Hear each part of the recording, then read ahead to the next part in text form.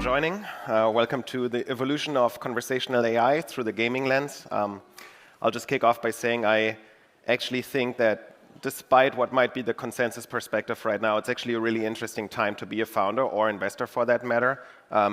We as a firm truly believe that AI brings us a paradigm shift that we see about once in a decade. We think it's really akin to the introduction of the internet, the introduction of the mobile phone, cloud. And so, especially in consumer and in gaming, I think a lot of value is going to get reshuffled these days, and a lot of interesting and valuable companies, like the ones we get to meet today, are being born. But maybe we start with some intros, Max. Yeah, Max, I'm co-founder and CEO of Volly. We make voice-controlled games powered by speech recognition, large language models, and speech synthesis. And you play these games at home on smart TV devices like Roku and Fire TV. You play by talking into the microphone on your remote control or using your phone. And yeah, I mean, to Moritz's point, I think we've been in kind of this gaming space built around speech recognition and speech synthesis for a really long time, and clearly this generation of large language models and speech-to-speech AI is sort of taking consumer AI opportunities to the next level. Hey everyone, I'm James Wilsterman. I'm Max's co-founder and CTO at Volly, where I lead our engineering and data teams. Yeah. And I'm Moritz Bayer-Lenz, partner at Lightspeed. We manage about $30 billion in assets, maybe with a few more to come soon. Cross stages, cross sectors, cross geos. Personally, very focused on consumer, and then lead our gaming and interactive media efforts at the firm. And so we'll start with you, Max. Yeah.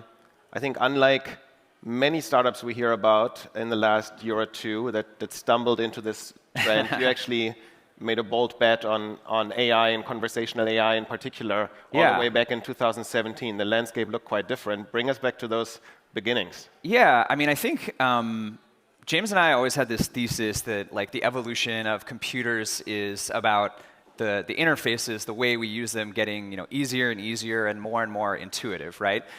We started out obviously with typing on a keyboard, learning to use a mouse. Obviously, we've all lived through this mobile revolution of multi-touch, and I think we always had this philosophy that the next big thing for the way we use computers was talking.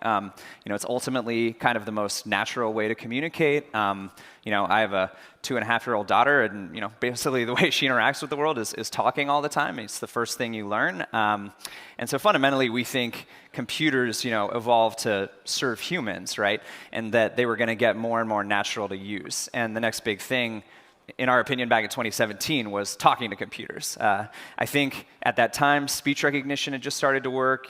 Alexa had kind of started to work a little bit. Things like being able to yell out what song you want from 10 feet away had started to work. But we obviously didn't have this amazing large language model revolution where the computers would talk back to you in this supernatural and fluid way. So maybe we were 4 or 5 years early on voice interactions being the sort of perfect magical experience, but we were able to build a pretty successful gaming business just around that first generation of voice interaction. Yeah, and just to call it out, today you're the highest grossing AI game company, actually by a pretty wide margin based on where I sit. You see them all, so you would know. I mean, I like to think. Probably not all of them. The scaled ones, hopefully. But compared to 2017, like from your perspective, what are the biggest differences? Are they in the tech and the distribution? Like, what are really the tailwinds that you've been harvesting over the last, I don't know, call it 2 years? Yeah, I mean, I think both the tech and the distribution have just gotten, much better. I mean, this isn't an original take on this stage or, in Silicon Valley, but clearly, AI has made conversational interfaces 1,000 times better, 10,000 times better, infinite times better, whatever you want to measure it over the last just 2 to 3 years, since GPT-2, GPT-3, ChatGPT, and so on. And so the underlying opportunities for what you can build with conversational interfaces are just completely different than they were 2 years ago.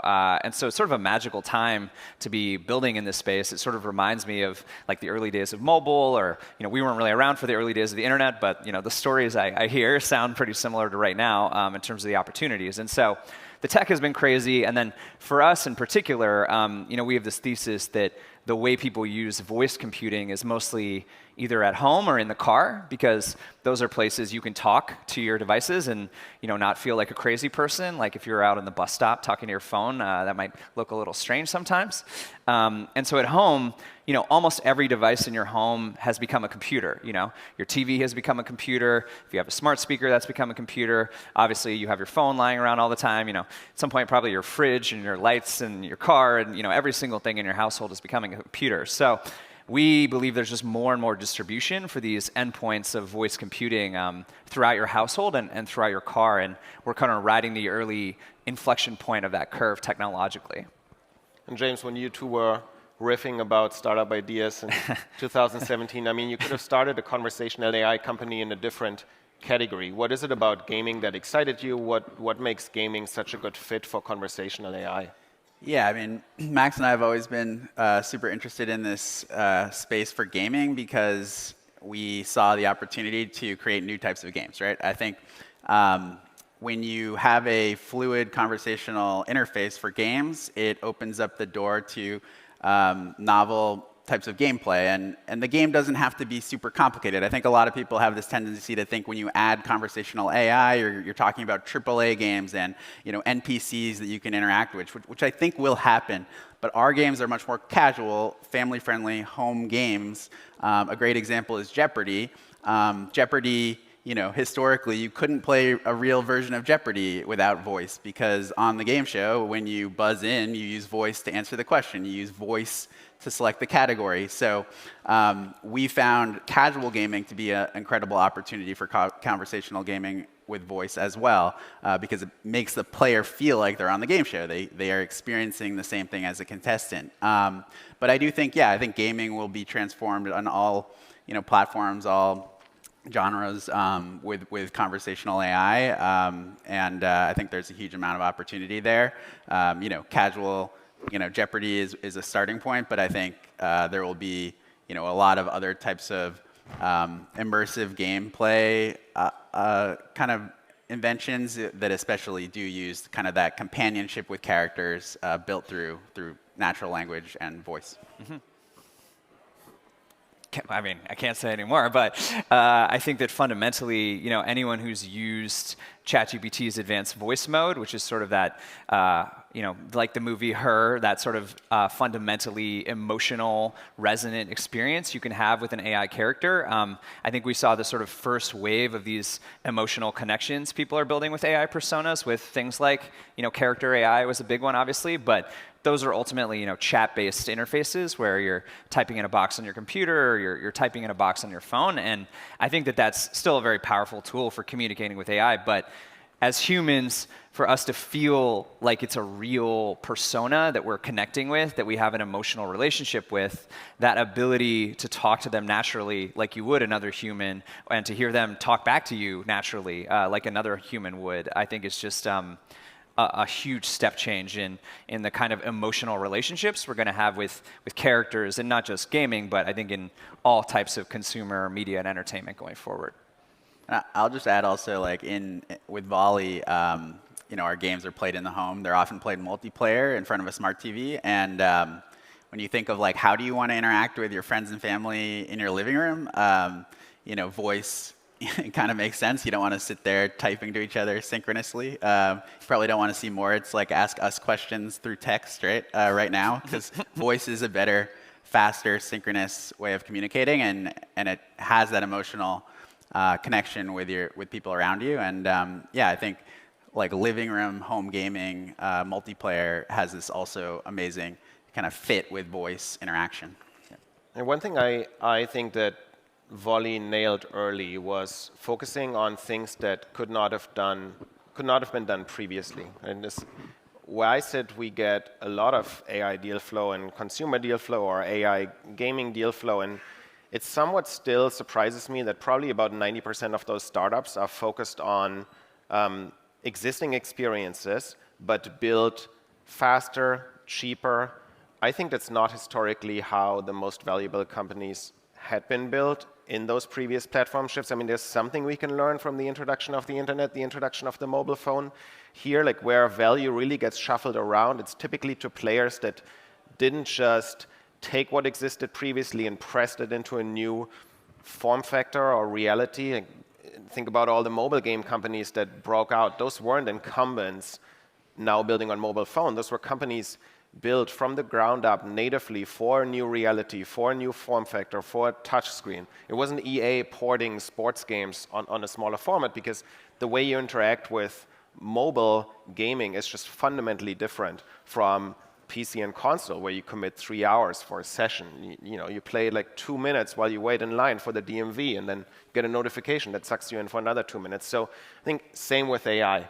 I would encourage founders to think about, how can I build a company today in a reality that is AI native? How many people do I really need to do certain things, first of all? But what can I build that once it comes out on the other end and once it reaches the consumer is something where a consumer says, wow, that is literally not something we could have done 2 or 3 years ago. And I think Volly is a good example. I mean, you alluded to it a little bit. And so, yeah, proud to have invested, I guess, 3 times. I mean, at this point.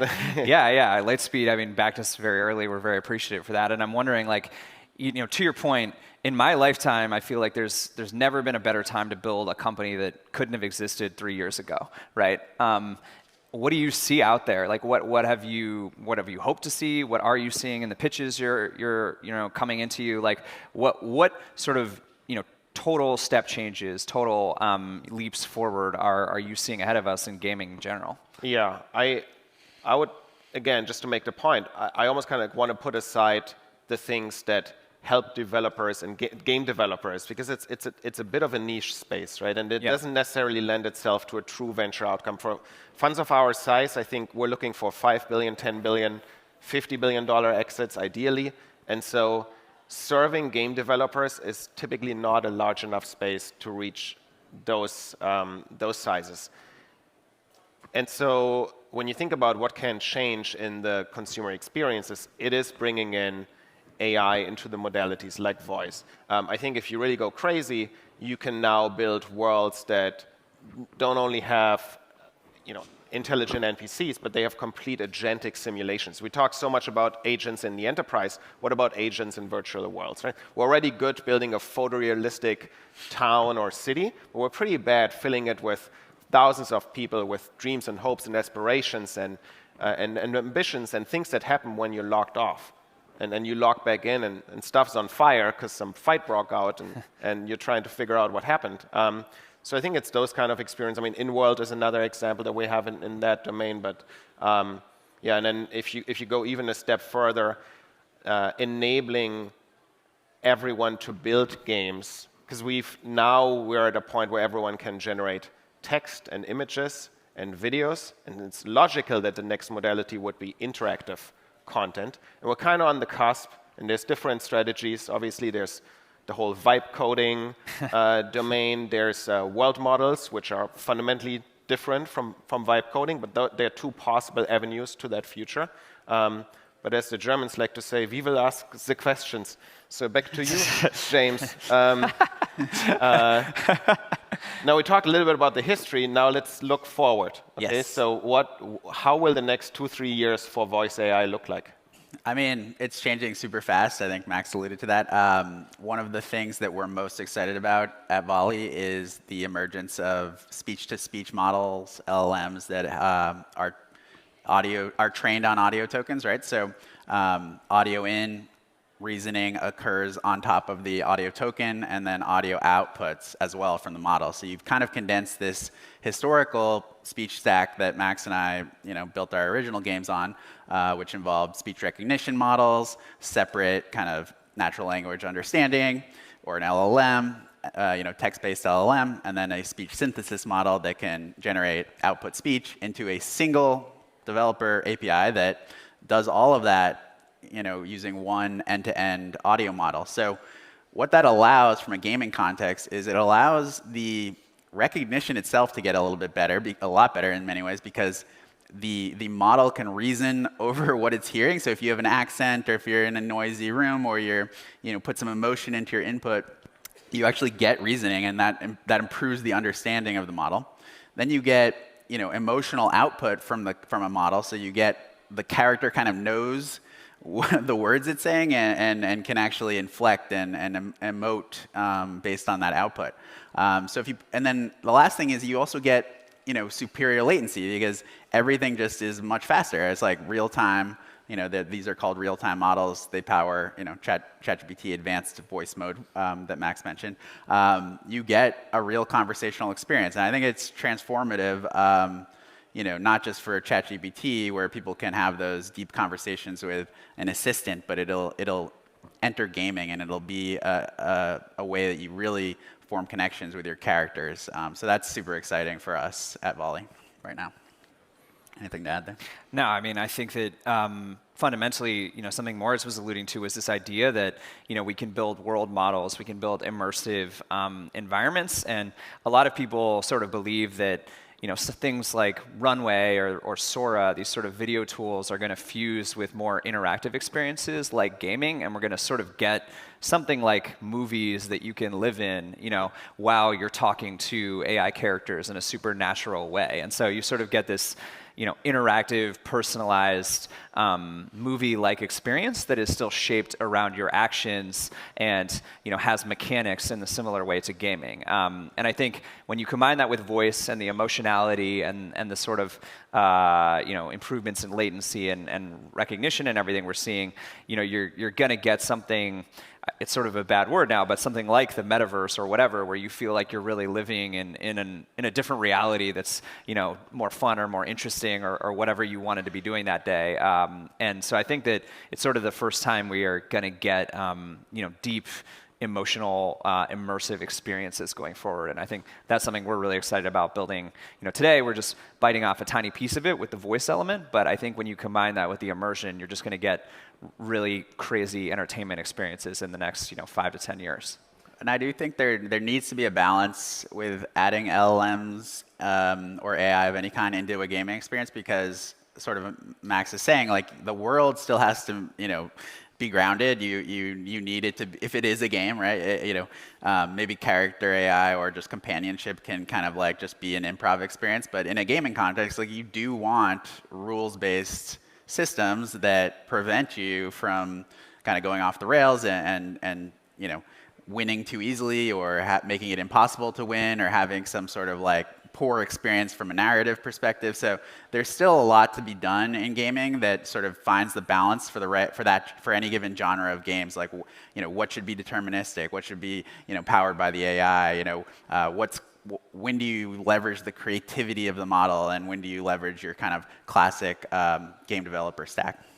I think on these things, it's always important to just squint a little bit and believe a little bit, because just like we mentioned these previous platform shifts and what they've brought, it's also easy to forget that they didn't have that impact in year one, right? It often takes 2-3 years to figure out what experiences work, what business models work. That has shifted around also so much with mobile and the internet, of course.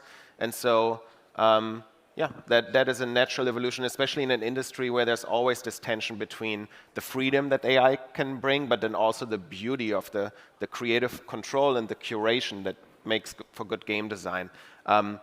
Max, if people are interested now and haven't been playing Volley games, where can they find Volly? Or maybe for the engineers in the audience who would like to help build games, where can they hire? Absolutely. Well, if you want to play Volley games, if you have a smart TV like a Roku or Fire TV, just search for Volley, and we've got a bunch of games in our app and more coming every month or two. Also, on the engineering side, we're a Series C company. Our last round was co-led by Lightspeed and Microsoft, and so we're really aggressively hiring engineers who want to build, voice AI games. And I think specifically what the rare opportunity here is we're a pretty scaled company, but we're building in consumer. And so if you want to build things that are fun, that maybe you could tell your mom or your grandma about, and they would understand it, they'd be able to play it, I think Volley is a super fun place to work, and that's why we get up every day and really enjoy it, because fundamentally, I think building games and building this sort of new form of entertainment is a lot more enjoyable just as a day-to-day work experience as well. So you can go to our website or find me afterwards, but would love to chat with anyone. Awesome. Thank you, guys. Great. Thank you. Thank you. Appreciate it.